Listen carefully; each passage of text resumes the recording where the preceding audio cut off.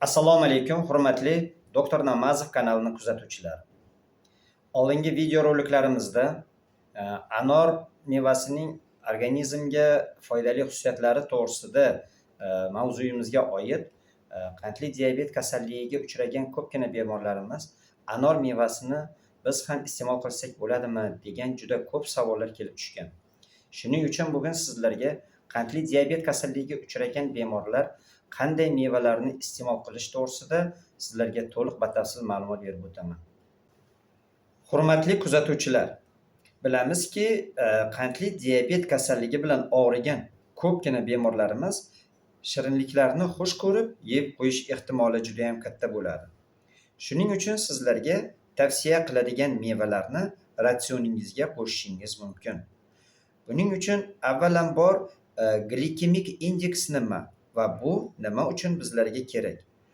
Bu narsalarni har bir qandli diabet kasalligiga uchragan bemorlar bilishi kerak bo'lgan mavzudir. Chunki har bir inson qandli diabet kasalligiga uchradimi, birinchi navbatda uning oziqlanadigan ovqat tarkibidagi uglevodlarni to'g'ri tanlab, kerakli miqdorda iste'mol qilishi organizmni ko'pgina kasalliklar yoki uning asoratlarini oldini olgan bo'ladi. Glikemik indeks bu mahsulot tarkibidagi uglevodlarning qanchalik tez so'rilib qondagi glyukozani ko'tarib yuborishiga aytiladi. Yeyiladigan mahsulotlar tarkibidagi glikemik indeks bu shakar miqdorini grammlar hisobida aniqlanadi. Masalan, agar 0 dan to 55 grammgacha bo'lsa, bu past glikemik indeks deyiladi. Agar 56 dan 69 grammgacha bo'lsa, bu o'rta glikemik indeks deyiladi. Agar 70 va undan ortiqcha ko'p bo'lsa, bu yuqori glikemik indeks hisoblanadi. Bu ko'rsatkichlar mahsulotlar tarkibidagi qand miqdorini hisobiga olingan bo'lib, laborator tekshiruvlar asosida tasdiqlangan. Agar siz do'kon va supermarketlarga borganda sotiladigan mahsulotlarni qadoqlariga qarasangiz, glikemik indeks yozilgan yoki bo'lmasa shakar miqdorlari yozib qo'yilgan bo'ladi. Shu jumladan mevalarni ham laborator tekshiruvlar asosida qand miqdori qanchaligi hisoblab aniqlangan. Bu glikemik indeks qandli diabet kasalligiga chalingan bemorlar uchun o'z tanasidagi qand miqdorini nazorat qilish va birdan ko'tarilib ketishdan saqlanish uchun juda ham muhim hisoblanadi. Tibbiyotda endokrinologlar tomonidan organizmda qand miqdorini oshirib yubormaslik uchun non birligi hisoblab chiqilgan va to'g'ri ovqatlanish maqsadida har bir bemor uchun iste'mol qiladigan mahsulot tarkibini non birligida belgilab berishadi. Bunday oziqlanish tartibini diyetologlar ham qo'llashadi. Mana glikemik indeks va non birligi nimaligini tushunib oldingiz. Ishlab chiqilgan bu sxema asosida bitta non birligi o'rtacha 25-30 grammlik non bo'lagi tarkibida 12-15 gramm atrofida uglevod hisoblanib, shu bitta non birligi deb qabul qilingan. Bu birlik aynan insulin qabul qiladigan qandli diabet bilan og'rigan bemorlar uchun ishlab chiqilgan sxema hisoblanadi. Agar mevalarni tarkibidagi qand miqdorini bilmoqchi bo'lsak, ko'pgina mevalar olma, anor, nok, behi, shaftoli, olxo'ri, sitrus mevalardan limon, laym, apelsin, grapefruit, papaya, kivi, undan tashqari qulupnay, malina kabi mevalarning glikemik indeksi juda past hisoblanadi. Ya'ni yuqoridagi aytib o'tgan glikemik indeks ko'rsatkichlarida 55 gacha ham yetib bormaydi. Qolaversa, bu mevalar tarkibidagi shakarni o'zining erituvchi fermentlari ham bor. Shuning uchun bu mevalarni o'zini iste'mol qilish juda ham foydali. Bu mevalarni sharbatini nektar holatda yoki kompot ko'rinishida ichish mumkin emas.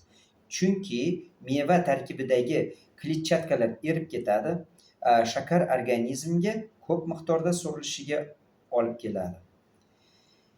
Mevaning quritilganida esa foydali fermentlar erib ketadi.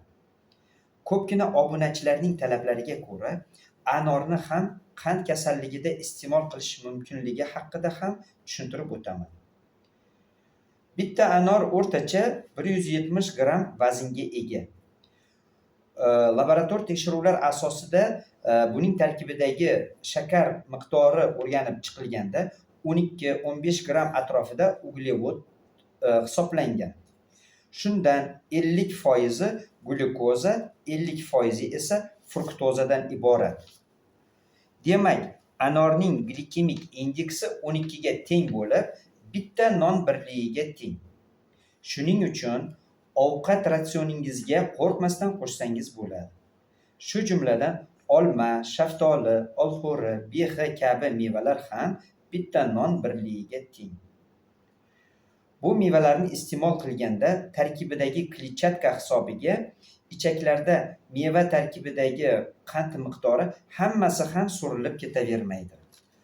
Bu mevalar tarkibidagi kletchatka ichaklarning mikroflorasini qayta tiklash xususiyatiga ham ega. Bu mevalarda, xususan anorda ham polifenol moddasi hisobiga o'ta kuchli antioksidantlik xususiyatiga ega. Ular hattoki qonda insulinning sezgirligini yaxshilaydi. Qandli diabet kasalligi bilan og'rigan bemorlar albatta doimiy ravishda qondagi qand miqdorini o'lchatib turish kerak. Bu mevalarning ko'rsatkichlarini bekorga sizlarga tushuntirganim yo'q. Bu ko'rsatkichlardan ortiqcha meva yoki oziq mahsulotlarini iste'mol qilmang. Hamisha me'yorni saqlang. Ayrim mevalar, masalan, uzum, gilos, sabzavotlardan qovun tarkibi glikemik indeksi o'ta yuqori bo'lgani uchun bu mevalardan saqlaning. Qandli diabet kasalligi bor bemorlar anor, olma, shaftoli kabi mevalarni iste'mol qilganda organizmda tetiklashish, immun sistemaning ko'tarilishi, qon tomirlarining o'tkazuvchanligi oshishi, mana shu foydali xususiyatlari hisobiga bu mevalardan ratsioningizga oz-ozdan qo'shib yeyish sizga tavsiya qilinadi. Yuqorida aytib o'tgan ma'lumotlarimni e'tiborga olib, har bir ratsioningizda uglevod miqdorini hisoblab, davolovchi endokrinolog shifokorlaringiz bilan albatta maslahatlashing. Chunki qandli diabet kasalligining asosiy davosi bu parhez hisoblanadi. Shuning uchun hayotingiz davomida kasallanishni oldini olib, shifokor maslahatlariga quloq solib, aytganlarini qilib yursangiz, uzoq umr ko'rishingiz uchun biz o'z hissamizni qo'shgan bo'lamiz. Aziz kuzatuvchilar, sizlarga bergan ma'lumotlarim foydali bo'lgan bo'lsa, ma'lumotlar keng tarqalishi uchun like bosib, obuna bo'lishni esingizdan chiqarmang. Fikrlaringizni kommentariyada albatta kutib qolaman.